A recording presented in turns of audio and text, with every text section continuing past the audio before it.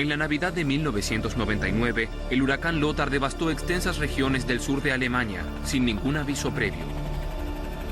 Todos los meteorólogos estaban absolutamente sorprendidos. Nadie había anticipado ese temporal. Nació como una inofensiva zona de baja presión en el Atlántico Occidental y migró hacia el este, siguiendo la corriente del Golfo. Poco antes de llegar al continente europeo, la zona de baja presión se convierte explosivamente en un huracán con vientos de más de 200 kilómetros por hora.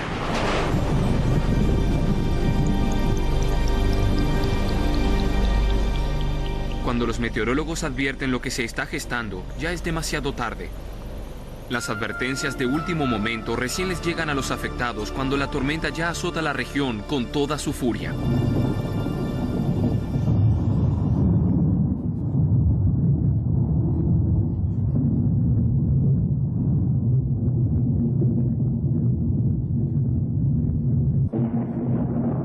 El huracán Lothar pone en evidencia las limitaciones de la meteorología.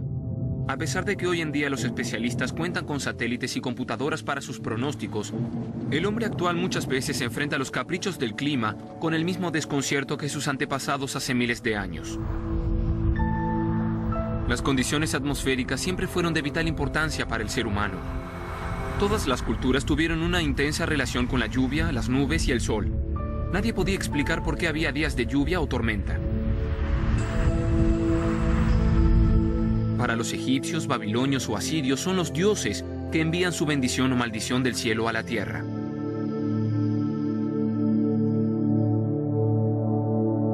Los griegos son los primeros en tratar de determinar las leyes que rigen el clima. El gran filósofo Aristóteles le adjudica los fenómenos meteorológicos a la acción de solo 4 elementos que componen, a su entender, todo el mundo: agua, tierra, fuego y aire. Por muchos siglos, ese sigue siendo el criterio de la ciencia. Recién con el comienzo de la era moderna, los eruditos europeos del siglo XVI y XVII redescubren los principios de los antiguos griegos. Comienzan entonces a investigar las leyes físicas que determinan el comportamiento del viento y de las nubes. Luego se inventan muchos aparatos importantes, con los cuales los científicos tienen mejores posibilidades de investigar el clima. Con barómetros, termómetros y otros instrumentos se puede ahondar en la física de la atmósfera. En 1709, Daniel Gabriel Fahrenheit construye el termómetro con mercurio, y en 1781 se instala la primera estación meteorológica del mundo sobre el monte Hohe Peißenberg en Baviera, Alemania. Las observaciones científicas del clima realizadas en la era moderna representan un notable progreso con respecto a los registros que ya se venían realizando desde la prehistoria. Las series de medición obtenidas en las estaciones meteorológicas posibilitan por primera vez la confección de cartas y pronósticos meteorológicos. A comienzos de la Edad Moderna aún es poco lo que se sabe acerca de la física de los fenómenos atmosféricos. En 1687 Isaac Newton descubrió el principio de inercia de las masas. Su obra Principios matemáticos de la filosofía natural es de fundamental importancia para la física, astronomía y meteorología. Sobre la base de la misma, el científico francés Gaspard Gustave de Coriolis logra en 1835 un avance decisivo para la meteorología. Descubre un fenómeno de influencia en las corrientes marinas y aéreas del mundo entero. Para un observador que está fuera de un sistema en rotación como la Tierra, la trayectoria de un cuerpo parece rectilínea. Esto rige también, por ejemplo, para un disco giratorio como este. Si en cambio uno se encuentra dentro del sistema en rotación, o como en este caso sobre el disco giratorio, uno observa una desviación del cuerpo. La fuerza que lleva el nombre de Coriolis causa una desviación de masas en movimiento dentro de un sistema en rotación. En el hemisferio norte provoca una desviación hacia la derecha, en el hemisferio sur una desviación a la izquierda. La fuerza de Coriolis solo se hace perceptible en grandes dimensiones. Por consiguiente, la dirección de rotación de un pequeño remolino de agua en el desagüe de un lavabo depende de la forma del lavabo, y no, como se suele suponer, de la acción de la fuerza de Coriolis.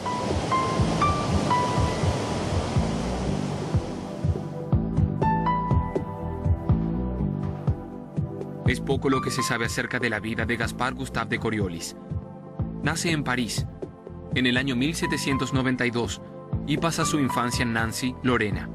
Luego de estudiar ingeniería, trabaja algunos años como constructor de puentes y carreteras en la zona del Mosela y en los Montes Vosgos. Para poder mantener a su familia, en 1816 acepta un cargo de docente de álgebra en la Escuela Politécnica de París.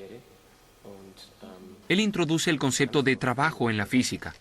Como unidad elige el término dinamod, pero no logra imponerlo. Hoy en día la unidad de trabajo se denomina con los términos joule o newton por metro.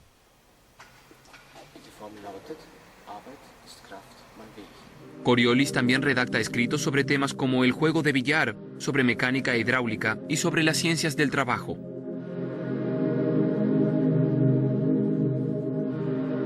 Se convierte en docente de mecánica aplicada en la Escuela de Puentes y Carreteras y finalmente en miembro de la Academia de las Ciencias de París.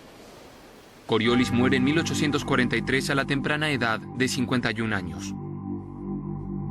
Aparte de sus escritos científicos, no es mucho lo que se conoce de él. Su mayor mérito es sin duda el descubrimiento de la aceleración de Coriolis o fuerza de Coriolis. En realidad es una fuerza ficticia, ya que solo es el efecto de la superposición de movimientos.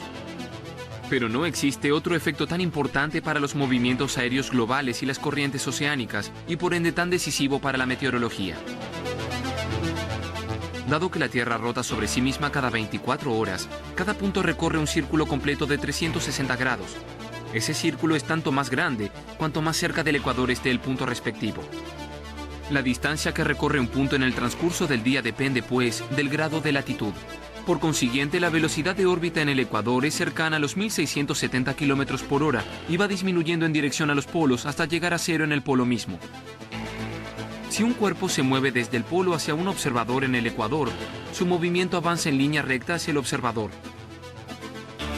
Pero la Tierra es un sistema en rotación. Eso significa, cuanto más se aproxima el cuerpo al ecuador, tanto más rápidamente pasan los puntos de la Tierra por debajo de él.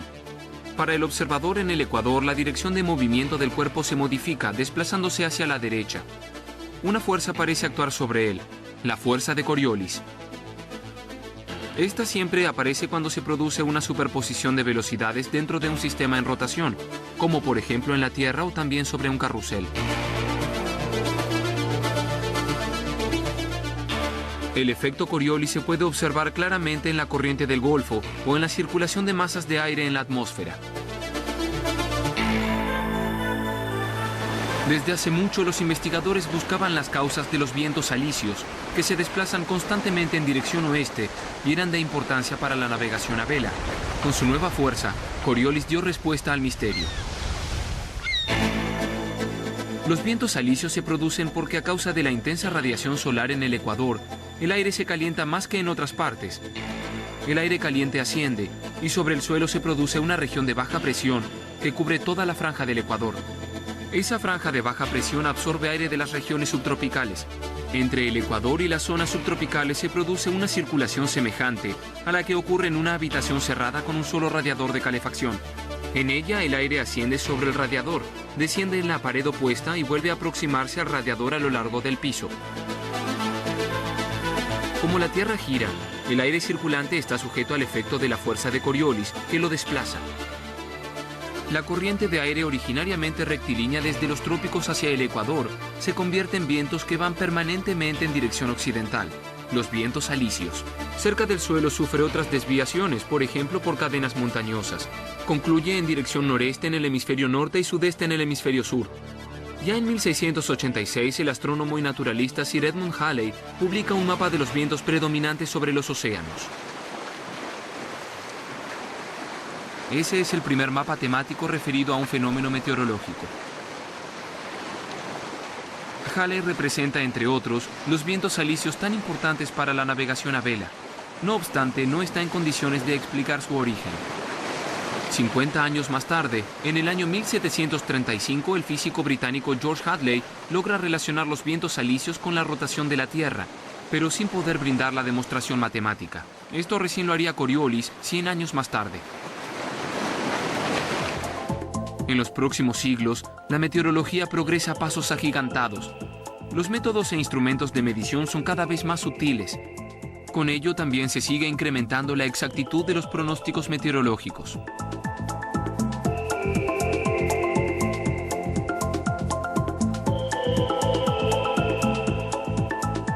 Los meteorólogos exploran el cielo, primero con cometas y más tarde también con globos aerostáticos. Investigan la exacta composición de la atmósfera terrestre y muy pronto están en condiciones de suministrar los primeros modelos del clima. Luego de la Segunda Guerra Mundial, los meteorólogos tienen acceso a nuevas tecnologías.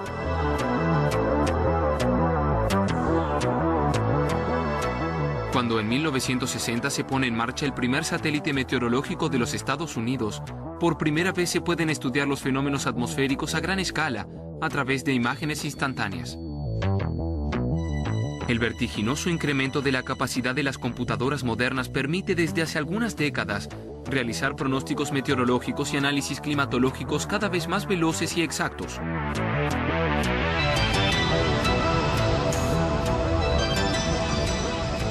Para poder explicar los fenómenos meteorológicos, se tienen que comprender los procesos en la capa inferior de la atmósfera, la troposfera. En esa capa, que llega hasta los 10 kilómetros de altura, se producen todos los procesos meteorológicos. Cada una de las partes del complejo sistema de los fenómenos atmosféricos está en relación con las demás. De esa manera, el clima en Europa no depende solo de las zonas de alta y baja presión que atraviesan el continente, sino también de sucesos en el lado opuesto de la Tierra, en el Pacífico Norte y el Ártico. Por eso, en 1999, el huracán Lothar nace de una zona de baja presión relativamente pequeña sobre la corriente cálida del Golfo en el Atlántico Occidental, frente a la costa este de los Estados Unidos. En un comienzo, los meteorólogos no le asignan gran importancia, pero el repentino desplazamiento de vientos intensos a 10 kilómetros de altura sobre el círculo polar tiene como consecuencia que esa zona de baja presión se convierte en un asolador huracán. La tempestad llega a Alemania sin previo aviso. Al día siguiente se puede evaluar la magnitud de los daños.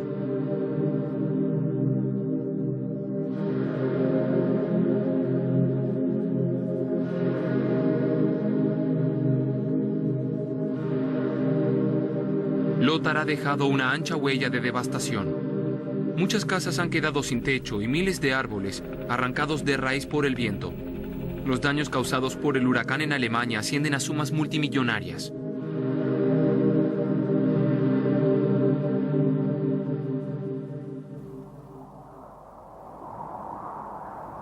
La interacción de los más diversos fenómenos climáticos entre el Ártico, Norteamérica, Rusia y el Mediterráneo ha provocado ese suceso imprevisible. Gaspar Gustave de Coriolis ha hecho un aporte decisivo a la comprensión de los sistemas de circulación global.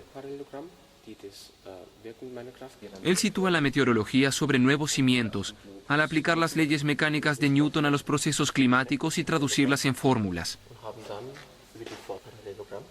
Desde 1835, los físicos le agregan a sus ecuaciones de movimiento una nueva fuerza, que llaman la fuerza de Coriolis.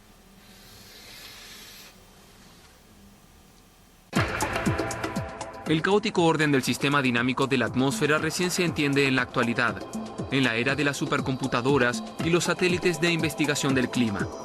Sin embargo, los conocimientos aún son deficientes, tal como quedó demostrado con el huracán Lothar. Un pronóstico meteorológico exacto para un lapso de más de una semana hoy sigue siendo tan poco factible como en tiempos de Coriolis.